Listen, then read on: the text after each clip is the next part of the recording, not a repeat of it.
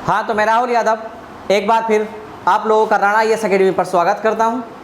और जैसा कि आप लोग जानते हैं, मैं आप लोगों को मैथमेटिक्स पढ़ाता हूं और हम HD यादव की बुक से अध्ययन कर रहे हैं। और HD यादव बुक का हम पहला चैप्टर नंबर सिस्टम पढ़ रहे थे और अब तक सवाल नंबर 65 तक हम कर चुके हैं। तो आज हम 65 से आगे बढ़ते हैं, 66 से कंटिन्यू करते हैं। सवाल नंबर 66। तो देखिए 66 देख लेंगे पहले सवाल। यदि दो संख्याओं में से बड़ी संख्या के 3 गुणे को छोटी संख्या से भाग दिया जाए तो भागफल व शेषफल प्रति एक 6 है। यदि छोटी संख्या के 5 गुणे को बड़ी संख्या से भाग दिया जाए तो भागफल 2 व शेषफल 3 आता है। तो हम पहली कंडीशन जमाएंगे। सूत्र होता है हमारा भाज्य बराबर भाजक गुणा भागफल प्लस शेषफल। इस कंडीशन में हम जमा लेंगे सवाल को। तो पहली इक्वेशन कहती है कि बड़ी संख्या के 3 गुणे को, अब दो संख्या हम मान रहे हैं a और b, और बड़ी संख्या क्या होगी a। तो बड़ी संख्या के 3 गुणे को हम छोटी संख्या से भाग कर रहे हैं और जिससे भाग कर रहे हैं वो क्या होता है भाजक। तब आपका भागफल और शेषफल दोनों क्या आता है 6 आता है। तो भागफल की जगह भी 6 है और शेषफल की जगह भी 6। तो आपको कंडीशन यहाँ से मिलती है 3a = 6b + 6, या a बराबर आप निकालना चाहें तो 6b + 6/3। ये आपके पास एक कंडीशन आ जाती है। अब देखो दूसरी कंडीशन पे बात करेंगे। तो दूसरी कंडीशन कहती थी यदि छोटी संख्या के 5 गुणे को बड़ी संख्या से भाग दिया जाए, छोटी संख्या यानी कि b के 5 गुणे को बड़ी संख्या से भाग दिया जाए तो आपका भागफल आता है 2 और शेषफल आता है आपका 3। तो भागफल की जगह 2 और शेषफल की जगह 3। अब देखो ये प्लस का है 3, इधर लिया उठा के। ये वो आपका 5b - 3 बराबर a गुणा 2, और 2 बटे गुणा वाली संख्या बटे में आ जाएगी, यानी कि a की आपको दूसरी कंडीशन मिलती है 5b - 3/2। ये a की दोनों कंडीशन मिल गई हमें। अब दोनों क्या है a के मान है तो इन्हें हम इक्वल रख सकते हैं। तो देखो हम इन्हें बराबर रख लेंगे।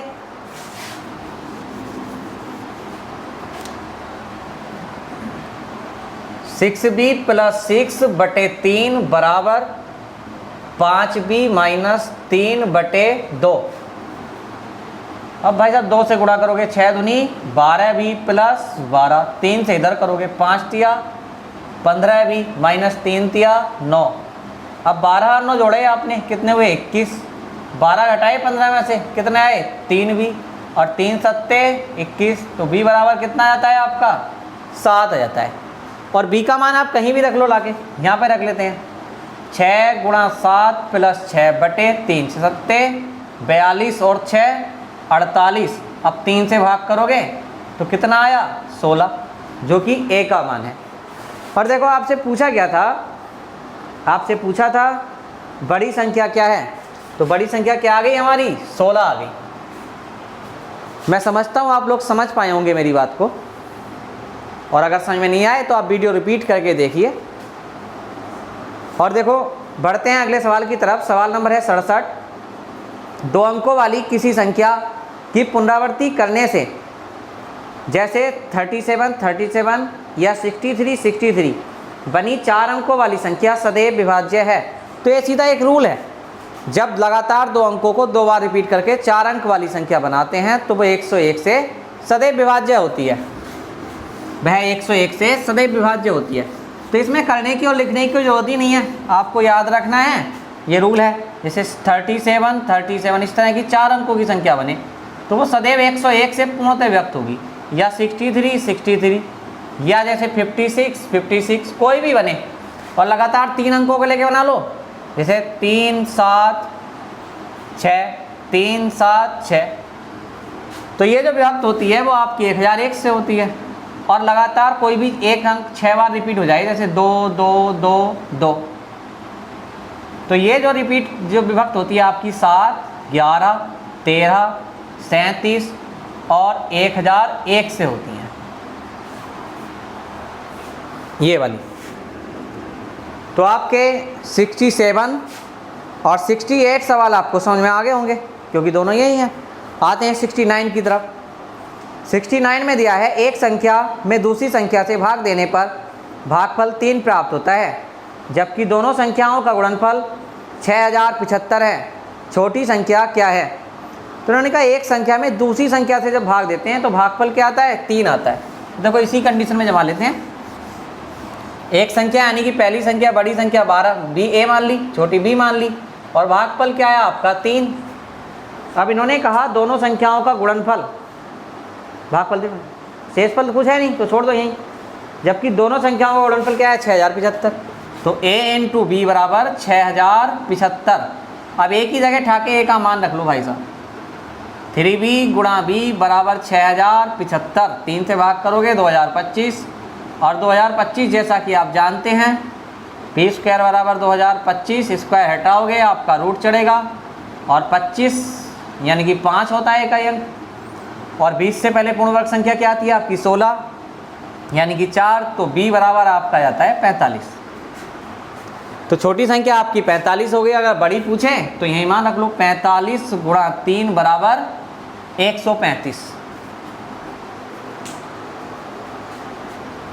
हाँ तो देखो, मैं आशा करता हूँ आपको समझ में आया होगा, लेकिन नहीं आया हो तो देखो दोबारा रिपीट कर देते हैं। रिपीट करने में कोई दिक्कत नहीं है। हमारा सूत्र है भाज्य बराबर भाजक गुणा भागफल प्लस शेषफल। तो देखो संख्या 2 हैं और 2 संख्या क्या मान ली हमने? एक a मान ली, दूसरी b मान ली, और बड़ी संख्या जाहिर सी बात है a होगी, उसे छोटी संख्या b से भाग कर रहे हैं, तो आपका भागफल क्या आता है? 3। लेकिन शेषफल की यहाँ बात नहीं हुई तो 0 रहा होगा, छोड़ दो उसे, मतलब नहीं है शेषफल का। अब यहाँ तक आप समझ गए होंगे मेरी बात को। a बराबर जहाँ भी हमें a दिखेगा उसकी जगह हम 3b या b गुणा 3 रख लेंगे। बात क्लियर है यहाँ तक? तो देखो आगे बढ़ते हैं। इन्होंने कहा दो संख्याओं का गुणनफल 6075, तो a इंटू बी बराबर 6075 है। अब यहाँ a की जगह हमने a की वैल्यू रख ली यहाँ से उठा के, 3b गुणा b, ये ऐसे लिख दिया, बराबर 6075। अब 3 से भाग करनी शुरू की, तो 3 दूनी 6, 0 ऐसे ही, 3 दूनी 6 बचा 1, 3 पंजे 15। अब b की b से गुणा करी तो b स्क्वायर, और ये बराबर में 2025। अब 2025 का आप रूट निकाल सकते हैं आराम से, इस तरह से भी निकाल सकते हैं, देखो। और ये हम 100 ट्रिक से निकाल लेते हैं, इकाई अंकों से। हमें पता है कि 1 का जो वर्ग करेंगे तो क्या आएगा? 1, 2 का करेंगे 4, 3 का करेंगे तो 9, 5 का 4 का करेंगे तो 16, और 5 का करेंगे तो 25। अब आप 6 का करें तो 36, 7 का करें तो 49, 8 का करें तो आपका 64, और 9 का करें तो 81, और 10 का करें तो आपका 100 आता है भाई साहब। तो यहाँ तक हम एक बात समझ पाए, अगर जो ये अंक हैं 1 2 बार आता है वर्गों में, 4 भी 2 बार आता है, 9 भी 2 बार आता है, और आपका 6 भी 2 बार आता है, जबकि 5 और 0 एक बार ही आते हैं। तो इनका मतलब ये है कि 5 तो फिक्स है, वहाँ पे कुछ नहीं देखना। तो इस कंडीशन में है कि आप 2025 का इकाई अंक देखेंगे किसमें आएगा? 5 में। आप जोड़ा छोड़ देंगे बस, उसके बाद में जो संख्या बची तो उससे पहले वाली पूर्ण वर्ग देख लेंगे।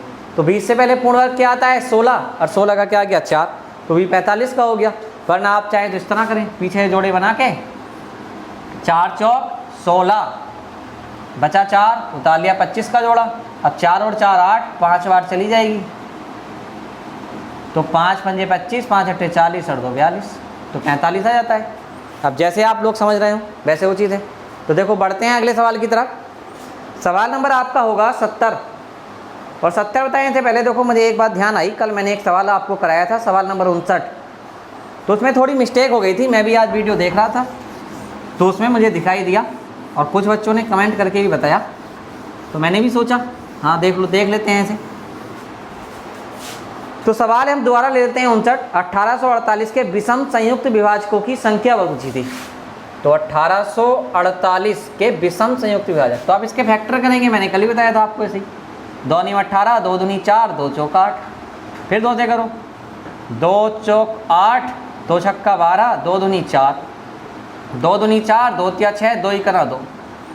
अब काटो 3 से, 3 सत्ते 21, 3 सत्ते 21। अब काटो 7 से, 7 ही करना 7, 7 ही करना 7। अब काटो 11 से, 11 ही करना 11।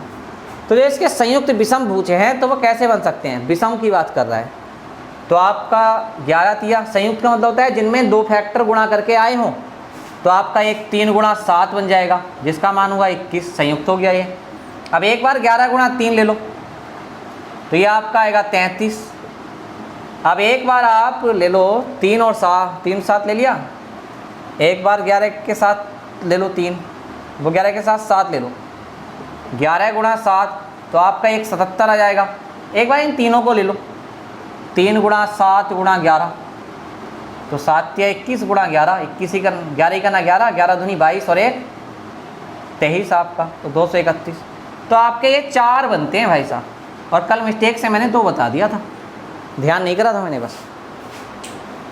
तो देखो आप इसे दोबारा समझ लेंगे। तो देखो बढ़ते हैं अगले सवाल की तरफ। अब हम सवाल नंबर 70 पे आ जाते हैं।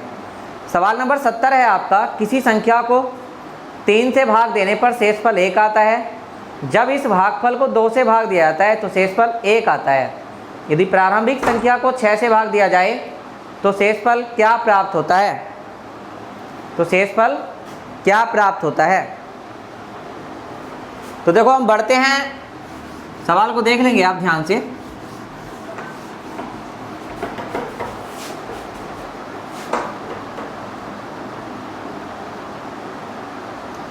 की संख्या को 3 से भाग देने पर शेषफल 1 आता है।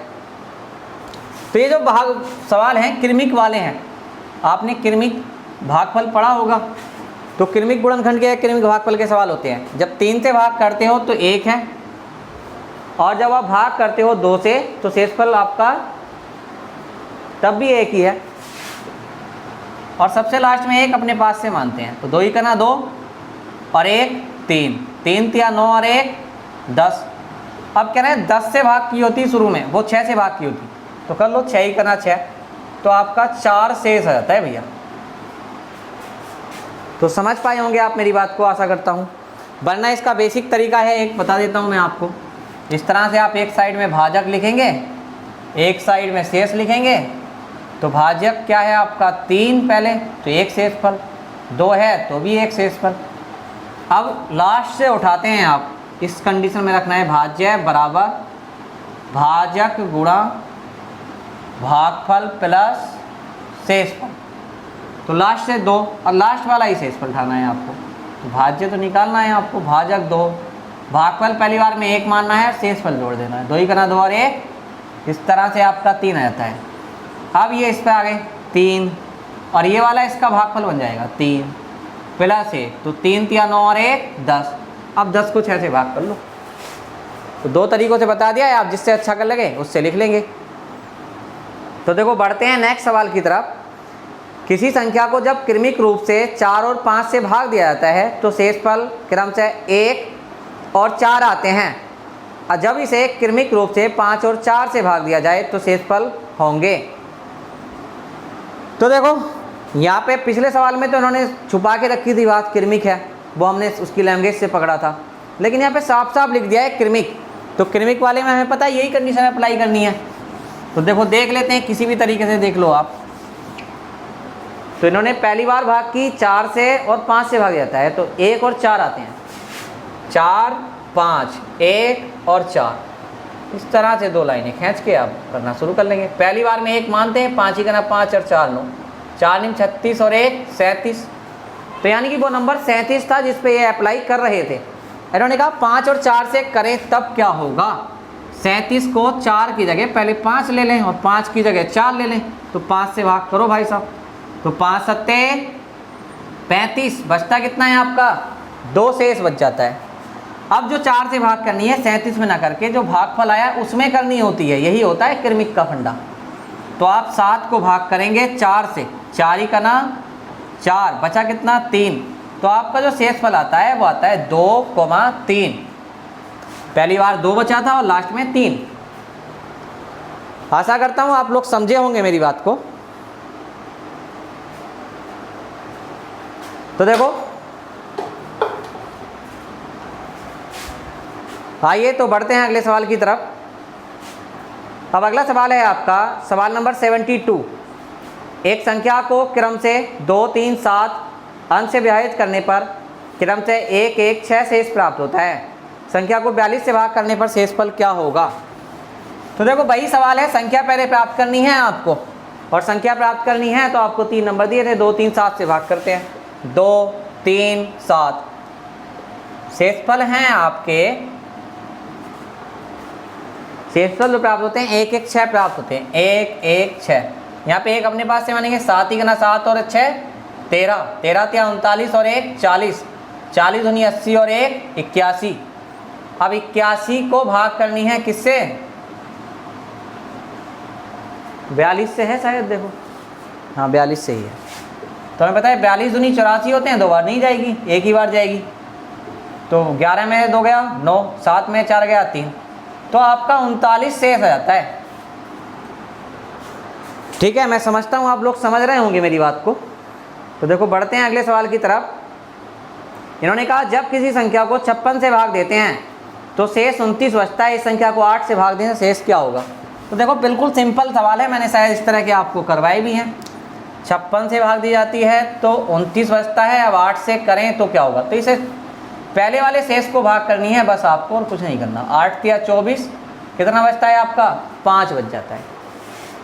तो देखो नेक्स्ट सवाल की तरफ चलते हैं।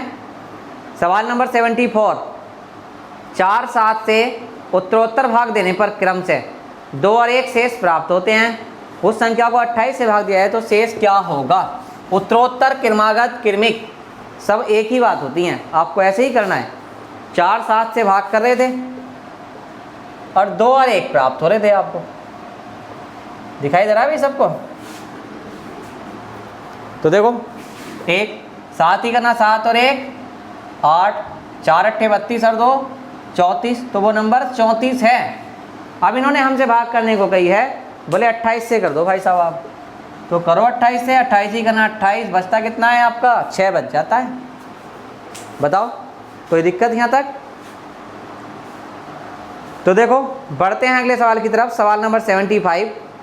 यदि कोई संख्या 11 और 13 से विभाज्य है तो अनिवार्यतः किससे विभाज्य होगी। तो ऑप्शन से होने वाला सवाल है। पहला ऑप्शन है 11 + 13।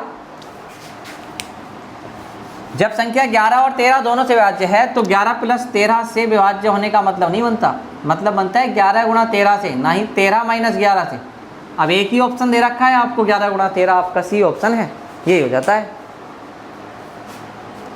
संख्या आपकी, इन्होंने सवाल में बोला है साहब साहब कि एक संख्या 11 और 13 से अनिवार्यतः विभाज्य है, तो वह अनिवार्यतः किससे विभाज्य होगी, दूसरी संख्या से। तो 11 और 13 का जो गुणज होगा, चाहे गुणा करो आप, 11 13 ही करना, 13 का 3 हासिल 1, 13 का 13 और 1 14, तो ये संख्या 143 से जरूर विभाज्य होगी, बाकी की संख्या से हो या ना हो।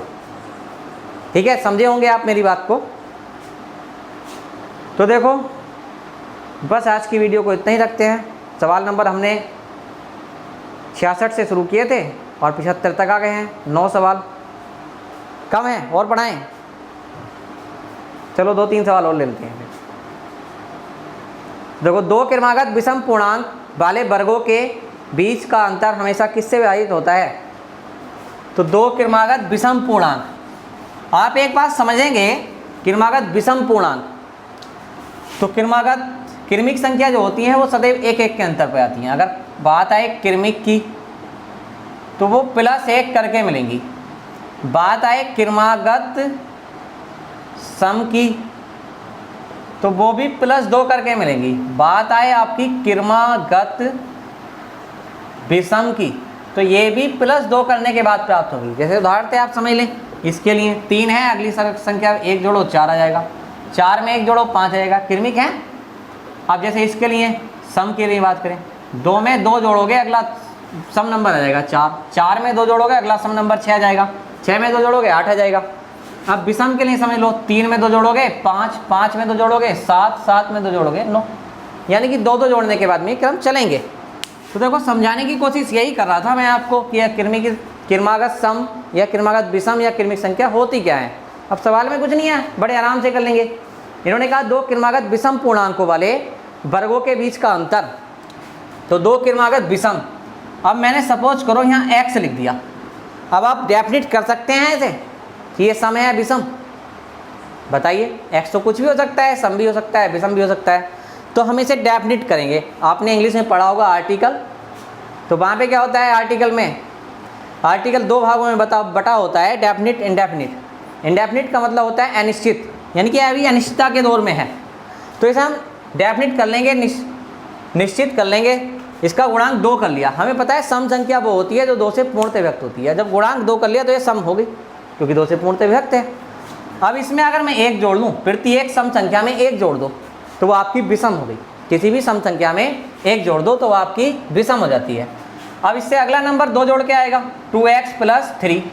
इनके वर्गों का अंतर पूछा है तो वर्गों का अंतर कर लो भाई। अब ये सूत्र है आपका a + b का होल स्क्वायर। मैं आशा करता हूँ आपको याद होगा, और नहीं याद हो तो मैं लिख रहा हूँ, देखो ऊपर a² + b² + 2ab, क्योंकि याद मुझे ही करना है, आप लोगों को नहीं करना। देखो 2 का वर्ग 4x² + 3 का वर्ग 9। अब क्या है 2ab, यानी कि दोनों की गुणा 2 × 6 और 6 दूनी 12x माइनस 2 का वर्ग 4x² + 1 का वर्ग 1, 2 ही करना 2 और दूनी 4x। अब देखो 4x² + 9 + 12x minus 4x² minus का 1 और माइनस का 4x। क्यों हो गए चिन्ह चेंज? ये क्योंकि माइनस से गुणा कर रहे हैं, और माइनस से गुणा करने पर कोई भी चिन्ह क्या होता है, परिवर्तित हो जाता है। तो देखो 4x² ये माइनस का और ये प्लस का, कैंसिल आउट हो गया। अब 12 में से 4x घटाए तो आपके 8x बचते हैं, 9 में से 1 घटाया तो आपका 8 बचता है। अब यहाँ पे क्या कॉमन है आपका 8, तो यहाँ पे x + 1 बन जाता है। अब इसका गुणांक क्या है, 8 × x + 1। ये 8 इसका एक गुणांक है, और जब गुणांक है तो इससे पूर्णतः विभक्त हो रही होगी। आशा करता हूँ आप समझे होंगे मेरी बात को। अब यहीं पे एक सवाल और उठ सकता है इसका, आपसे सम वाले पूछ ले। अब सम वाले पूछ लेगा तो आपको कुछ नहीं करना, जो 2x मैंने माना था आपको ये 2x + 2 इनके वर्गों का अंतर इस तरह से कर लेना है बस। देखो बता देता हूँ, ये आपका 4x² + 4, 2 दूनी 4 दूनी 8x माइनस 4x², ये आपके कट जाएंगे। अब यहाँ पे 4 को मैंने दोनों में बस 1 + 2x, तो इसका गुणांक 4 है। अगर बात करें क्रमागत संपूर्णांकों का अंतर किससे पूर्ण हमेशा विभक्त होगा तो वो 4 से होगा, और विषम की बात करें तो वो 8 से होगा। तो दोनों कंडीशन मैंने साथ ही क्लियर कर दी हैं। आप RS अग्रवाल की बुक का अध्ययन करेंगे तो दोनों सवाल आपको ये मिलेंगे वहाँ पे। अब ये HD यादव है तो यहाँ पे सिर्फ एक ही दे रखा है, कोई बात। तो देखो बढ़ते हैं नेक्स्ट क्वेश्चन की तरफ।